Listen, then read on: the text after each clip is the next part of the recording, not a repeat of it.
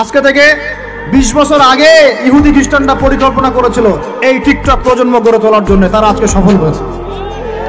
এখন আমরা যদি এখন চুপ করে থাকি, আগামী 20 বছর পর আপনি দেখবেন আরেকটা প্রজন্ম আসছে, এরা মানুষকে সালাম পর্যন্ত দিবেন। দেখে নিন আপনি, 20 বছর লাগবে না, 5টা বছর যাক, তারপর দেখেন কি হয়। আল্লাহ, এরা কি এখন বাসায় ঢুকে বাবা মাকে সালাম দেয়? কারণ কোন প্রতিষ্ঠান ওকে সালাম দেওয়া শিখায় নাই। স্কুলে না, কলেজে না, কোথাও সে সালাম দেওয়া শিখছে না। আসসালামু আলাইকুম ওয়া রাহমাতুল্লাহি ওয়া বারাকাতুহু বিশুদ্ধ করে বলতে পারছেন? বিশুদ্ধ করে বলতে হবে না? অর্থ আছে না? এর একটা তাসবিহ আছে না? এগুলো তো আমরা গুরুত্ব দিচ্ছি না। এমন প্রজন্ম গড়ে উঠেছে অলরেডি, যারা এখন পিতা মাতাকে সালাম দেয় না, পিতার সাথে ঝগড়া করে, মায়ের সাথে, মায়ের গায়ে হাত তুলে, মায়ের গায়ে হাত তুলে, সম্পত্তির জন্য মাকে হত্যা করে, সম্পত্তির জন্য বাবার গায়ে হাত তোলে।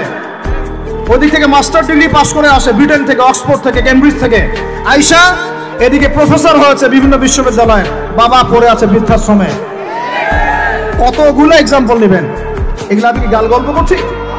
আমি কোনো গাল গল্প করতে এখানে আসি নাই, এগুলো বাস্তবতা।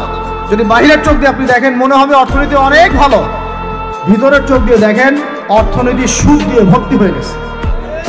প্রত্যেক পদে পদেই সুদ। গাধাদেরকে আমি তো বুঝাতে পারি নাই। কাগজের টাকা আর এই যে আপনার এই ইলেকট্রনিক মানির কথা তো দীর্ঘদিন বলেছি, কিছু গাধা আছে এদেরকে বুঝাতে পারি নাই। এর মধ্যেও সুদ আছে, এর মধ্যে কি আছে? আর আমি কখনোই বলি নাই যে কাগজের টাকাটা হারাম। মিথ্যাচারে এরা যে পরিমাণ হাদিস জাল বানায়, এদের চেয়ে বড় জাল বানানো কর কেউ নাই বাংলাদেশে। একটা কথাকে ঘুরাই ফিরে এমন ব্যাখ্যা শুরু করবে যে আপনি বিভ্রান্ত হয়ে যান। একটা ইমোশন প্রকাশ করবেন, উহুদের প্রান্তে দাঁড়িয়ে একটা ইমোশন প্রকাশ করবেন, ও বানাই দিবে ও জান্নাতের ধান পেয়ে আসছে।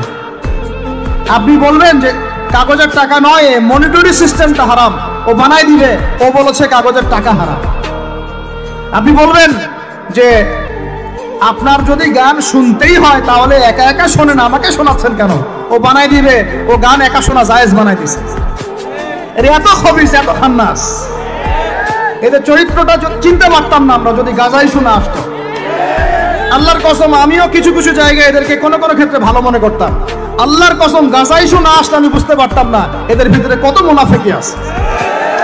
আল্লাহ পাক আমাদেরকে মুনাফিকদের থেকে হেফাজত করেন, মাজলুম ভাইদের সাথে থাকার তৌফিক দান করেন, জালেমদের পক্ষপাতিত্ব করা থেকে আল্লাহ হেফাজত করেন। নির্লজ্জদেরকে দেখেছেন? নির্লজ্জরা এখনো বলেছে আইয়ুবী রাহিমাহুল্লাহর আকীদা ঠিক ছিল না। বলি নাউযুবিল্লাহ। আর আইয়ুবী রাহিমাহুল্লাহ যে ঘোড়ায় চড়ে জিহাদ করেছেন, ওই ঘোড়ার খুরের নিচে যে পরিমাণ মাটি ছিল, তোমার মতো হাজারটা মাতখালিকে ওই জায়গায় নিয়ে গেলেও তার সমপরিমাণ হবে না কখনো ইনশাআল্লাহ। আইয়ুবী রাহিমাহুল্লাহ যে তরোয়াল দিয়ে যুদ্ধ করেছেন, ওর এক ফোঁটা রক্তের দাম তোমাকে বিক্রি করলে হবে না ইনশাআল্লাহ। তুমি তার আকীদা নিয়ে প্রশ্ন তোলো, নির্লজ্জ কোথাকার। একজন বলেছে ফিলিস্তিনিরা মায়ের খাবে না কেন? ইহুদিদের সাথে থাকতে থাকতে নাকি ওদের মতোই হয়ে গেছে। নাউযুবিল্লাহ। আল্লাহ মাফ করেন, আল্লাহ হেফাজত করেন।